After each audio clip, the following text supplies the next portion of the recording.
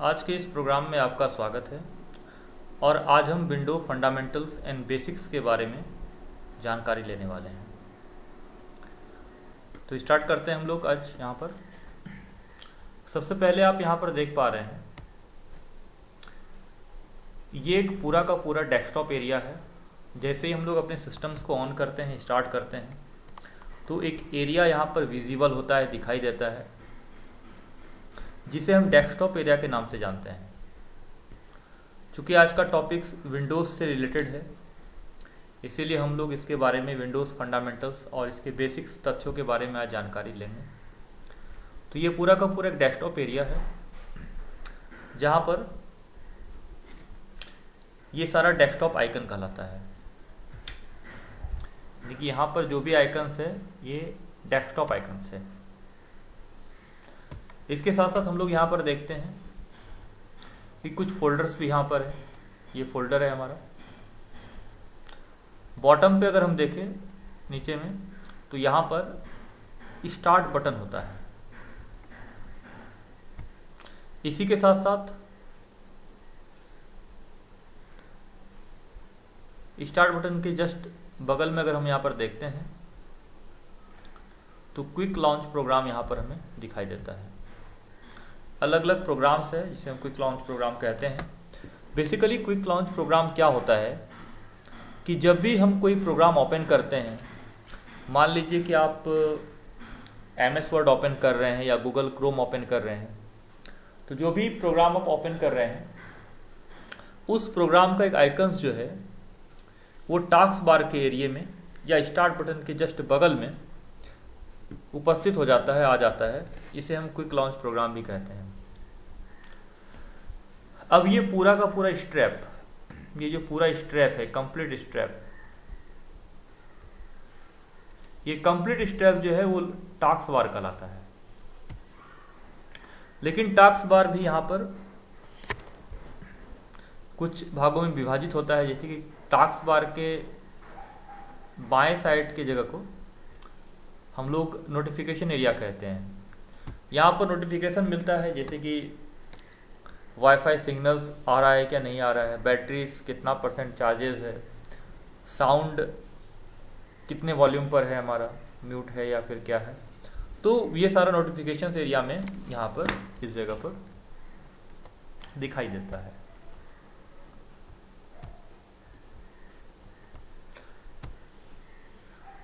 तो यहाँ पर हमने देखा कि विंडोज़ किस तरह से ओपन होने के बाद दिखाई देता है और इसके अलग अलग जगहों को हम लोग क्या बोलते हैं, किस नाम से जानते हैं। आगे हम यहाँ पर जानते हैं कि विंडोज़ होता क्या है, विंडो किसे कहते हैं, इसके बारे में हम जानकारी यहाँ पर ले लें। देखिए अगर यहाँ पर हम बात करें तो विंडोज़ क्या है। आपने अलग अलग विंडोज़ के बारे में सुना होगा। जैसे कि मैं बात करूँ विंडो 7, विंडो 8, विंडो 10, विंडो 11। आखिर ये विंडोज़ होता क्या है और यहाँ पर इस विंडोज़ का क्या मतलब होता है। देखिए, it is a group of operating system, family of Microsoft. Windows Microsoft परिवार में ऑपरेटिंग सिस्टम का एक समूह है। इसे हम समझते हैं कुछ इस तरह से कि माइक्रोसॉफ्ट जो है वो एक कंपनी है। यहाँ पर देखिए माइक्रोसॉफ्ट लिखा हुआ है, माइक्रोसॉफ्ट यहाँ पर भी है। माइक्रोसॉफ्ट प्राइवेट लिमिटेड एक कंपनी है जो कि सॉफ्टवेयर से रिलेटेड प्रोडक्ट बनाती है, सॉफ्टवेयर से रिलेटेड उत्पाद बनाती है और ये सिचुएटेड है अमेरिका में। तो ये अमेरिका में सिचुएटेड है और अलग अलग तरह के सॉफ्टवेयर प्रोडक्ट्स को बनाती है। इसी में से इसका एक ब्रांच है माइक्रोसॉफ्ट का, जिसे हम विंडोज़ कहते हैं। विंडोज़ के अंदर ऑपरेटिंग सिस्टम को बनाया जाता है। यहाँ पर आप ध्यान दीजिएगा कि माइक्रोसॉफ्ट एक कंपनी है जो कि सॉफ्टवेयर बनाती है, सॉफ्टवेयर के निर्माण में लगी है। अलग अलग तरह के सॉफ्टवेयर्स को बनाया जाता है।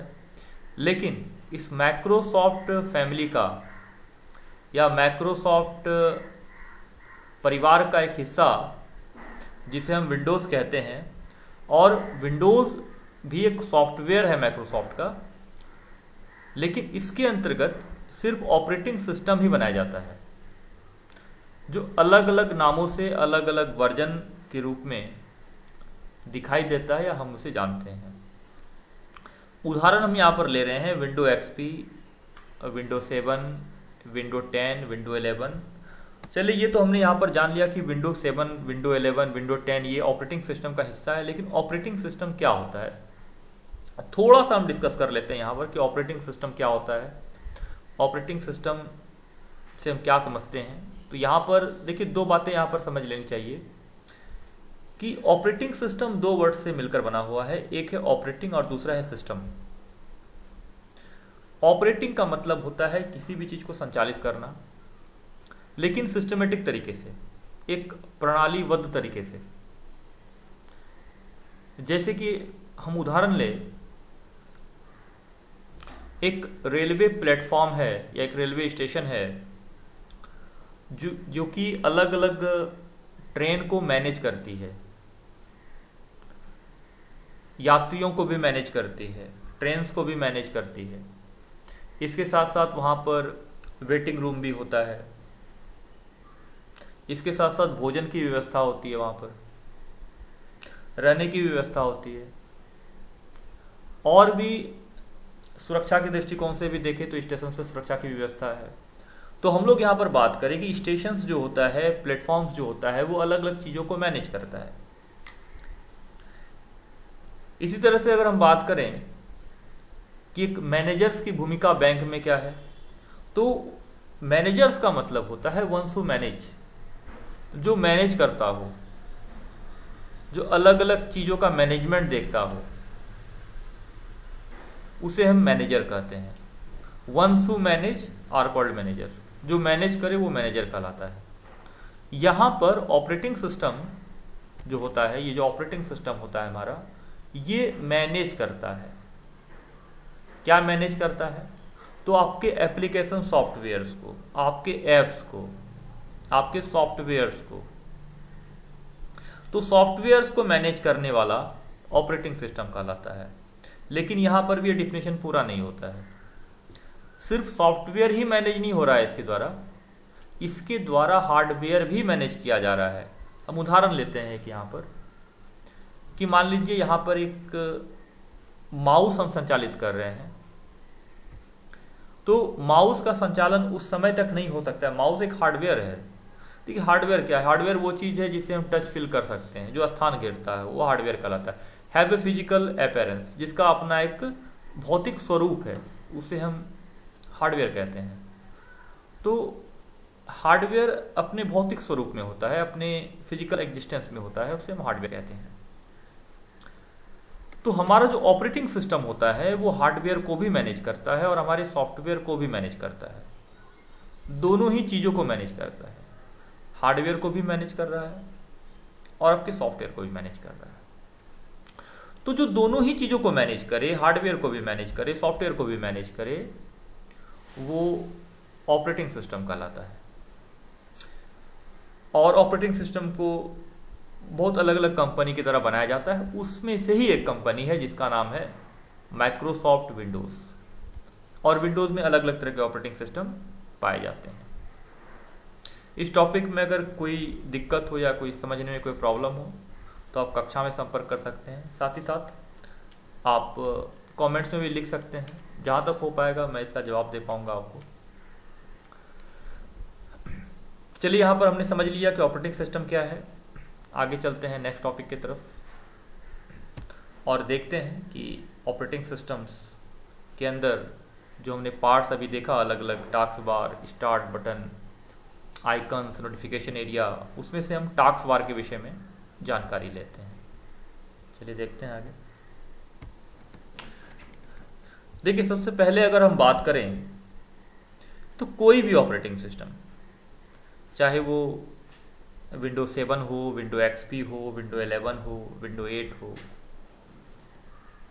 यही नहीं, दुनिया के हर एक तरह के ऑपरेटिंग सिस्टम्स जो कि माइक्रोसॉफ्ट के द्वारा नहीं बनाया गया है, अलग अलग कंपनियों के द्वारा बनाया गया है। जैसे कि अगर हम बात कर ले पेडोरा, उबंटू, लिनक्स, बहुत सारे ऑपरेटिंग सिस्टम हैं, रास्पबेरी पाई, बहुत सारे ऑपरेटिंग सिस्टम आपको सुनने के लिए मिल जाएंगे। मैक के भी अलग अलग ऑपरेटिंग सिस्टम हैं जो कि एप्पल के सिस्टम पे चलाए जाते हैं। स्नो लियोपार्ड्स, ये भी ऑपरेटिंग सिस्टम का एक नाम है। उसी में से हम यहाँ पर बात कर रहे हैं विंडोज़, माइक्रोसॉफ्ट विंडोज़ के ऑपरेटिंग सिस्टम का। तो आप देखिएगा कि माइक्रोसॉफ्ट विंडोज़ के ऑपरेटिंग सिस्टम में सबसे बॉटम पर, यानी कि नीचे में, यहाँ पर आप देख पा रहे हैं इस जगह पर, ये एरिया पर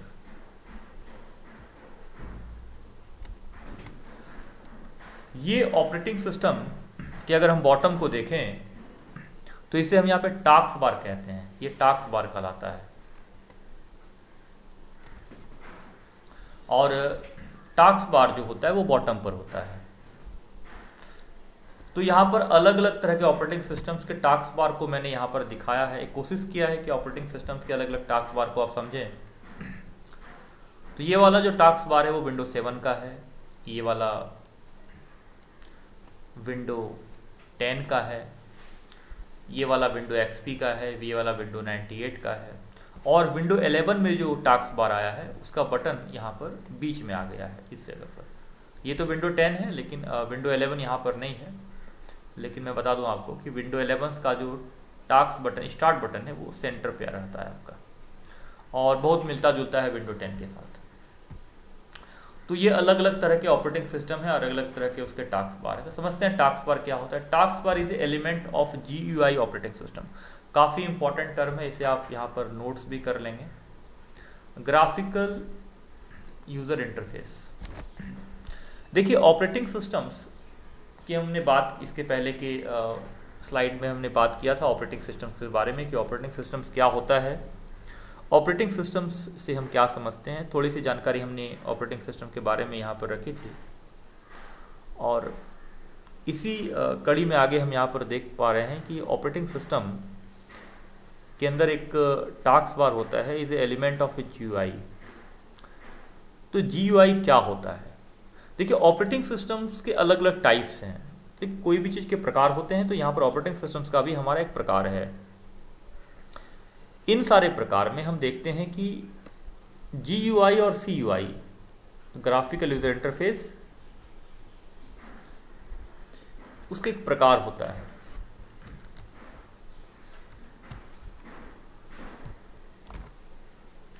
तो GUI जो होता है ग्राफिकल यूजर इंटरफेस होता है, और CUI कैरेक्टर यूजर इंटरफेस होता है। देखिए यहाँ पर हम समझते हैं कि GUI और CUI में क्या अंतर होता है, या ये दोनों होते क्या है। अभी आप यहाँ पर देख पा रहे हैं हमारे पास एक ऑपरेटिंग सिस्टम है, और यहाँ पर एक ग्राफ बना हुआ है। यहाँ पर भी एक देखिए ग्राफ बना हुआ है। लेकिन अगर हम बात करें पहले के ऑपरेटिंग सिस्टम की, ओल्ड ऑपरेटिंग सिस्टम की, तो उसमें कोई ग्राफ नहीं होता था बना हुआ, किसी भी तरह का आइकन्स नहीं होता था, इमेज नहीं होता था। ये पुराने ज़माने के ऑपरेटिंग सिस्टम होते थे, उसे हम कैरेक्टर यूज़र इंटरफेस कहते थे। तो दो तरह के ऑपरेटिंग सिस्टम होते हैं इस आधार पर, ग्राफिकल यूज़र इंटरफेस और कैरेक्टर यूज़र इंटरफेस।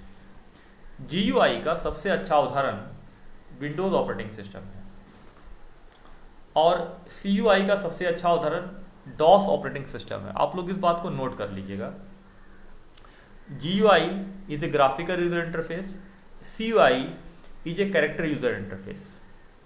और CUI का सबसे अच्छा उदाहरण MS DOS है, और GUI का सबसे अच्छा उदाहरण विंडोज़ ऑपरेटिंग सिस्टम है। दूसरी अगर हम बात करें GUI और CUI के बारे में, तो GUI आने के बाद, ग्राफिकल यूजर इंटरफेस आने के बाद, यानी कि ऑपरेटिंग सिस्टम में ग्राफ आने के बाद, इस तरह के देखिए आइकन्स को ग्राफ कहा जाता है। मैंने पहले भी कहा, पहले के ऑपरेटिंग सिस्टम में ग्राफ नहीं होता था, वो बेसिकली कुछ इस तरह के दिखते थे। मैं यहाँ पर देख रहा हूँ,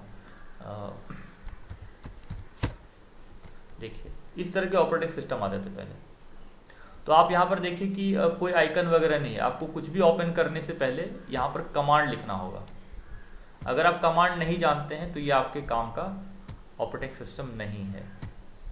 इसे हम डॉस ऑपरेटिंग सिस्टम बोलते थे। ये वाला ऑपरेटिंग सिस्टम डॉस कहलाता है। ये ओल्ड जमाने का ऑपरेटिंग सिस्टम था। तो ये किसका उदाहरण है?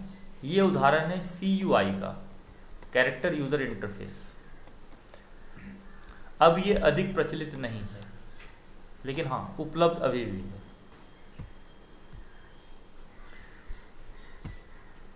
इसमें कोई भी चीज ओपन करने के लिए आपको कमांड लिखना पड़ेगा। जैसे कि मैं यहाँ पर लिखता हूँ हेल्प, तो देखिए यहाँ पर इतने सारे कमांड हैं। यहाँ पर अलग अलग काम के लिए अलग अलग तरह के कमांड हैं। तो ये ऑपरेटिंग सिस्टम अभी तो प्रचलित नहीं है, हाँ, लेकिन इसके जानकारी आपके लिए महत्वपूर्ण हो सकता है। एग्जाम्पल मैं दूँ यहाँ पर, अगर मान लीजिए सिस्टम के बारे में कुछ जानकारी लेना होगा तो सिस्टम इन्फो कमांड यहाँ पर हम लगाएंगे। आप देखिए इस ऑपरेटिंग सिस्टम की मदद से सिस्टम्स के बारे में जानकारी मिल जाता है। देखिए बहुत सारा जानकारी यहाँ पर सिस्टम्स के बारे में मुझे मिल गया। जैसे कि इसमें ऑपरेटिंग सिस्टम कौन सा है, या बात करें रैम कितना है, प्रोसेसर कौन सा है, फिजिकल मेमोरी कितना है, बायोस का कौन सा वर्जन है, बहुत सारी टेक्निकल जानकारी यहाँ पर देखिए यहाँ पर मिल पा रहा है। तो ये ऑपरेटिंग सिस्टम जो है वो कैरेक्टर यूजर इंटरफेस कहलाता है। तो आप यहाँ पर लिख लेंगे CUI और UI के बारे में। नेक्स्ट यहाँ पर हम लोग देखते हैं what is window explorer. Window explorer क्या होता है? देखिए पहले तो ये हम समझ लेते हैं कि एक्सप्लोर करना क्या होता है। मान लीजिए आप किसी नए शहर में जाते हैं या अपने ही शहर में आप घूमने जाते हैं, तो आप सबसे पहले वहां पर एक्सप्लोर करते हैं। एक्सप्लोर का मतलब होता है एक भ्रमण करना, एक घूमना। जैसे कि अगर हम यहाँ पर भागलपुर का भ्रमण करें तो अलग अलग जगह पर हम जा सकते हैं, देख सकते हैं। उसी तरह से अगर अपने विंडोज़ के अंदर आपको भ्रमण करना हो, एक्सप्लोर करना हो, घूमना हो, तो आप यहाँ पर विंडो की और ई को प्रेस करके